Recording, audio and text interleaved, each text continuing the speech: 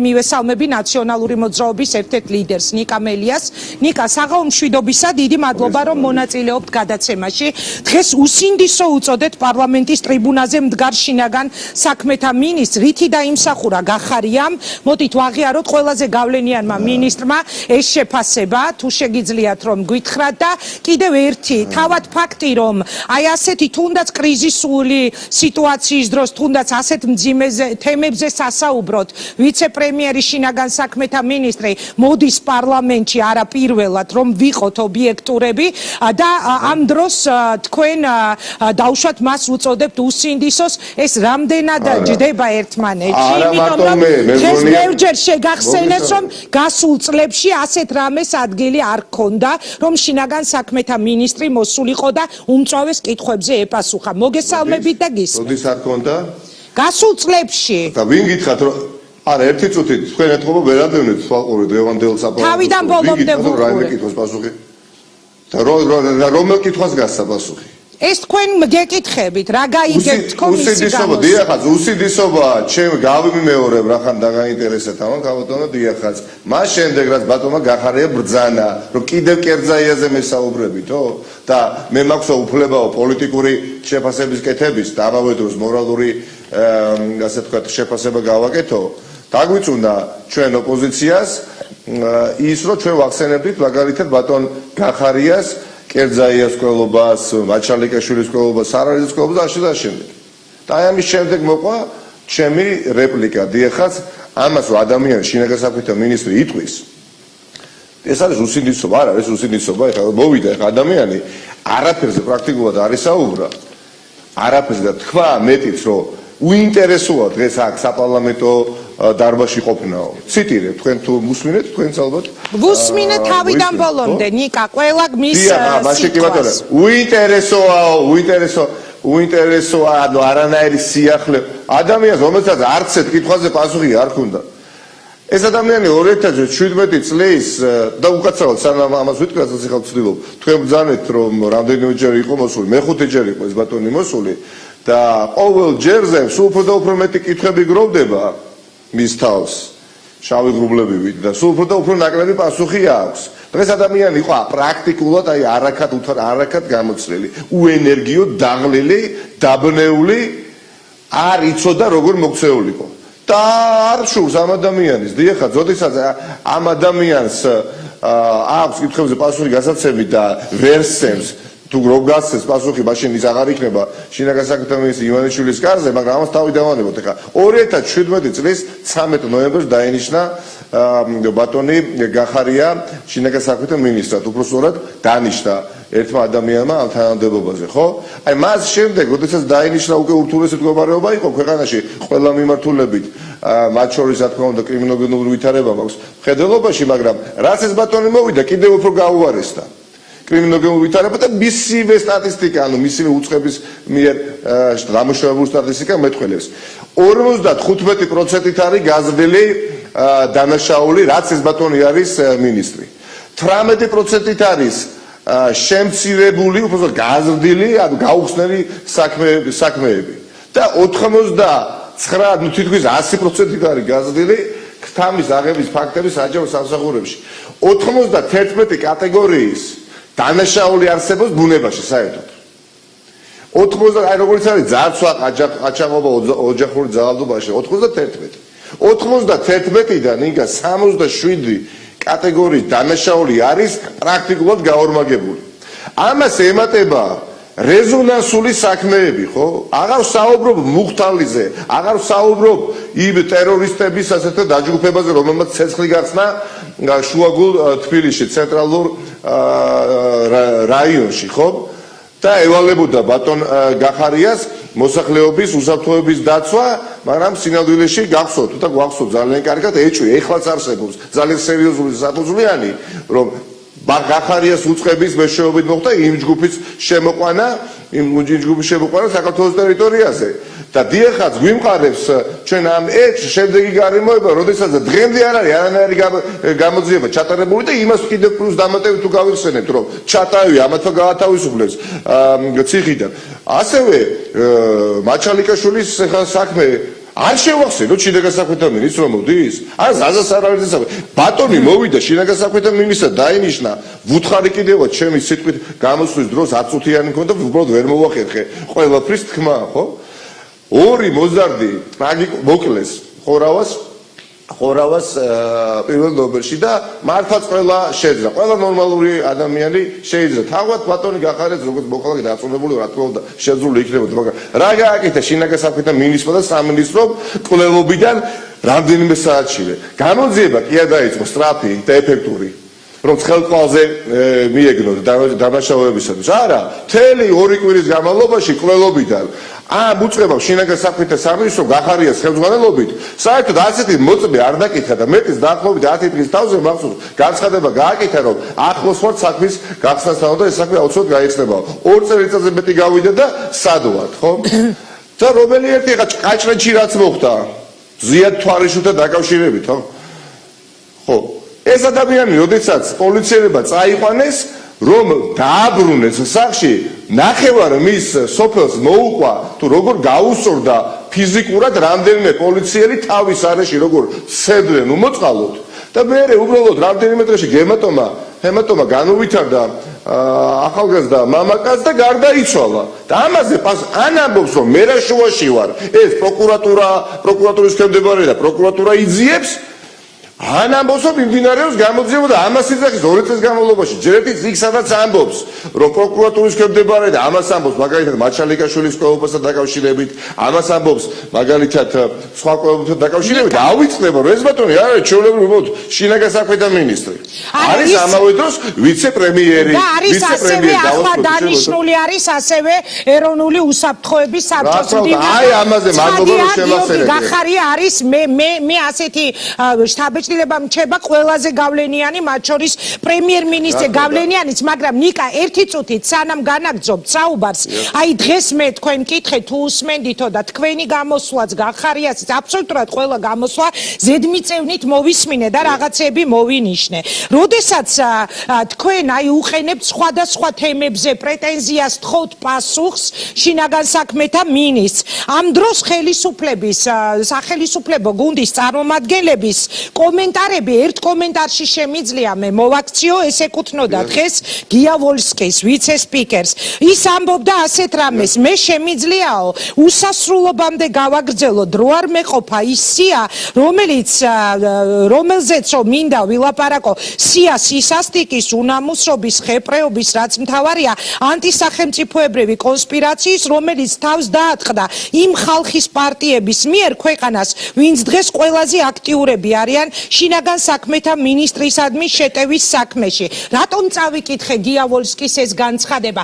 თქვენგან, ანუ ყოფილი ხელისუფლების წარმომადგენლებისგან არ იღებს დღევანდელი ხელისუფლება სისასტიკეზე წაყენებულ ბრალდებებს, კრიმინალი იქნება თუ ადამიანების მკვლელობაზე თუ არ ვიცი, ანგარიშწორებაზე, იგივე პოლიციელების შემთხვევა შემზარავი ფაქტია და იმედია დამნაშავეები დაისჯებიან, ვინც დამნაშავე იყო სწორედ აი კახეთის შემთხვევაზე, როდესაც საუბრობდით, მაგრამ არ იღებს სახელისუფლებო გუნდი, იმიტომ რომ პოლიციელების პასუხისმგებლობაზე, როდესაც ესაუბრებიან დაუშვათ წინა ხელისუფლების წარმომადგენლები, მინიმუმ ახსენდება თუნდაც სანდრო გირგვლიანი. ხომ ხვდებით რას გეკითხებით? ანუ სახელმწიფო სტრუქტურების წარმომადგენელთა მონაწილეობის ყველაზე სამწუხარო და თვალსაჩინო თქვენი გადაცემის. საუბრობთ ეს. გავიგე, იგივე კი ბატონო. რა თქმა უნდა, ჯერ ერთი ძლა ბოლოდან დავიწყებ. ეხლა სანდრო გირგვლიანის კვლელობა 2019 წელია კალენდარზე ხშირად ვამბობ ამას ხახლა.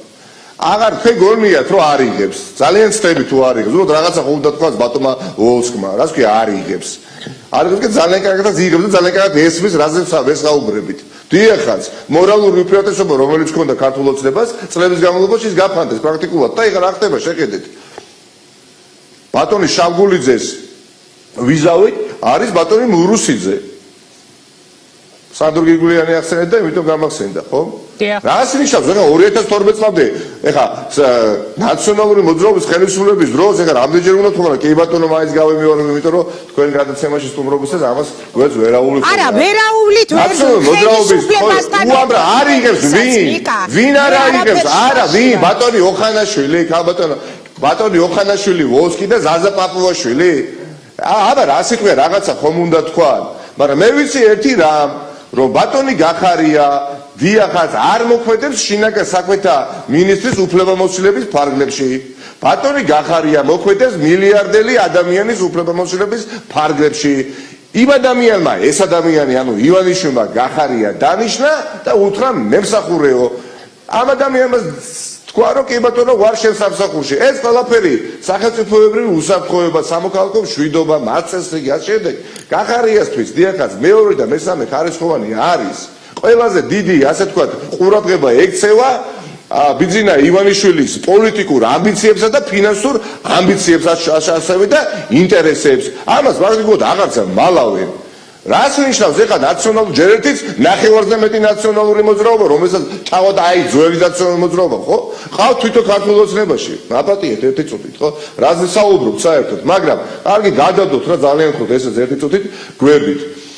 დღეს ჩვენ ყავს მინისტრი, რომელიც ოპოზიციას ეუბნება, რომ ნუ მისმევთო კითხავს კერძაესთან დაკავშირებითო და აბითო ნუ სპეკულირებთო. წარმოგიდგენიათ ეხლა ნუ მართლაც დათოდგუნული დარჩებოდა ნებისმიერი საღადმოაზროვნე მაყურებელი გახარიას მოსმენით და მე უთხარი კიდევ და თქვენთაში გავიბეორებ.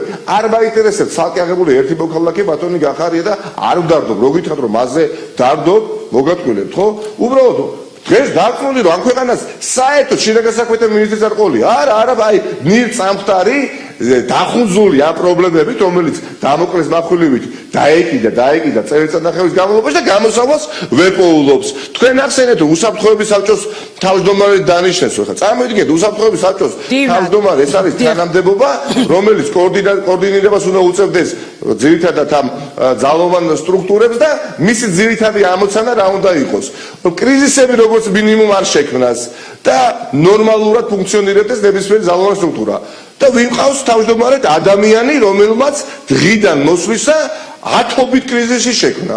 ანუ წყარო კრიზისების თავად ბატონი გახარია გახლავთ. ჩამოთვალეთ აბა ეს ათობით კრიზისი თუ შეიძლება ანუ ალბათ მაყურებლისთვის საინტერესოა რომელ კრიზისებზე საუბრობთ.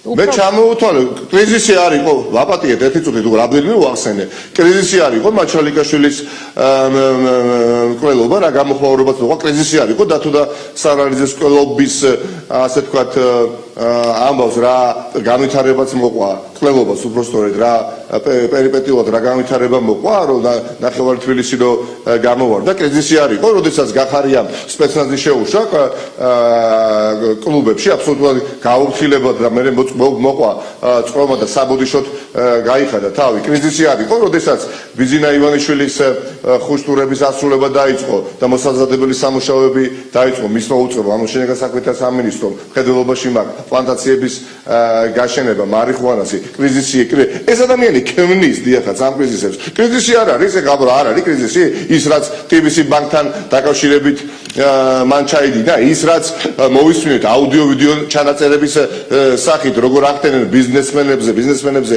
ზეწოლას მათ შორის კრიზისი არ იყო ის როდესაც გამჟღავდა მირზა სუბელიანის აუდიო ჩანაწერი რომელიც ამხელდა რეალურად ამ ხელისუფლების დანაშაულებრივ სქემებს კრიზისი მეტი რა არაფერი არ არის მე დღეს ამ ადამიანებს რომ უსმენდი პარლამენტში გამოდიოდა წავეთა პარტიის თავმჯდომარე ბატონი გაიცეჩილაძე მე ოხანაშვილი ეს ადამიანები ხო აი გამახსენდა ბატონი გახარია რა თქმა უნდა თერაპიის განმავლობაში გამახსენდა ერთხელ ბატონ ჯანსუღ ჩარკვიანს პარლამენტში როცა იგი იყო პარლამენტის წევრი კითხეს რომ ჯანსუღო რა განსხვავება არისო ტრაგედიასა და უბედურებას შორისო და ჯანსუღ ჩარკვიანმა უპასუხა რომ აი ტრაგედია არის ეხლა ჭერი რომ ჩამოვარდესო თავზე დაგვეცესო და პირველ სათუზე ჩაგვიტანოსო ეს იქნება ტრაგედიაო და უბედურება ის არისო რომ ეს ჭერი თავზე არ გვეცემაო აი ამ ადამიანების შემყურე გამახსენდა ეს მართლაც ბატონი ჯანსუღ ჩარკვიანის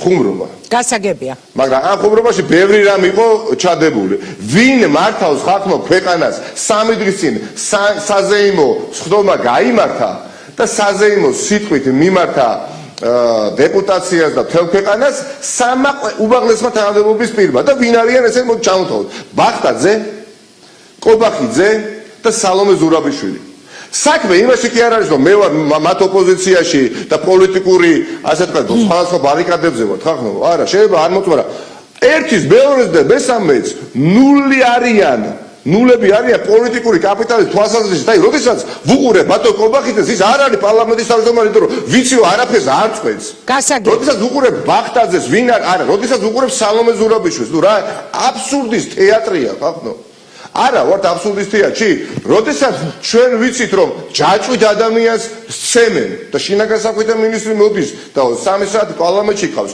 რა თქმა უნდა დაუსვებ კითხვას და ეტყვი რომ ჭიდაობის ფედერაციის პრეზიდენტად რომ ამუშავებ დღესაც მოძალადეს და აქეთ გრავ დათო კირკიდაძეს მაგალითი ეს არ არის შეჩევითი მარცხაჯულება გავიგეთ ნიკამელია მახსნა რატომ იხმარა მანის სიტყვა მე ვთქვი არა რა არის ეს უმამუშობა არ არის მუხტალი ხაბატონო იგა ერთი წუთი და დავასრულებ მივიწყებას ეძლევა ამათი თუ შეიძლება პლუსი რა იყოს რა არის იცით რომ იმდენი დანაშაულები ხდება როგორ არის პლუსი მაგრამ ნუ ერთგვარი შეიძლება რომ ის გავიწყდება პირველი მეორე მესამე მეოთხე საზოგადოებას ყურადღების მინელება ხდება ამ დანაშაულებისადმი მუხტალი ეხა შუაგულ თაცმიდან ნიაღურის ქუჩიდან გაიტაცეს და კამერები წაშალეს და ვითომ არაფერი და რა თქმა უნდა არ სიამოვნებს გახარიას როდესაც ამკითხებს ოპოზიცია უსმენს მაგრამ მოუწევს მაგრამ მე დღეს დავინახე ბატონ გახარიაში დამნაშავე რომელიც აუცილებლად აგებს პასუხს და ისიც უთხარი რომ უბრალოდ ამ ქვეყნის უახლოეს ისტორიაზე არ ახსოვს არც ერთი შინაგან საქმეთა მინისტრი რომელმაც კრახით არ დაასრულა ანუ მოდი თქვა და ხალხს აღარ ქონდა ნდობა ბოლოს შინაგან საქმეთა სამინისტროს პირველი პირებისა ხო რაც ძალიან ცუდი იყო ანუ კრახი დასრულებას უწინასწარ მეტყველებ თქვენ გახარიას იმ გუნდებისთვისაც ვისაც ისინი წარმოადგენენ ეხლა ბატონი გახარია ყველა წინა შინაგან საქმეთა მინისტრი ერთად მახსენებს და რატომ გონია რომ ბატონი გახარია იქნება გამორჩეული ან გამონაკლისი ან რატო აქვს ბატონი ივანიშვილს თავისი გაჭირვებია თუ არა გონია რომ ივანიშვილი ეხლა ღამე 1000 ფიქრები ეშლება სულ არ აინტერესებს ეხლა ინგა გრიგოლია და ნიკამელია და შემდეგ და პოლიტიკა ბიზნესა ივანიშვილს და 90% მადლობა ნიკა ბიზნესა ივანიშვილი საკუთარი მილიარდების მართვაზე ამასაც ხო დრო ჭირდება ერთი ანგარიში და მეორე ანგარიში გადაიტანოს ის წილი გაყიდოს აქ იყიდოს ამით არის დაკავებული და რაში აინტერესებს ეხლა კაჭელში მოკლეს თუ არა ერთი ადამიანი რაში აინტერესებს იაკერზაია მოკლეს თუ არა და ასე შემდეგ ამიტომ ეხლა როდესაც ამ ყველაფერს ისმენ ერთადერთი ჩემისათვის შეფასება ზუსტი შეიძლება მჭახე მაგრამ ეს არის უნამუსობა როცა გასაგებია საქმეთა მინისტრი ამას ამბობს გასაგებია ეს იყო ნიკამელიას შეფასება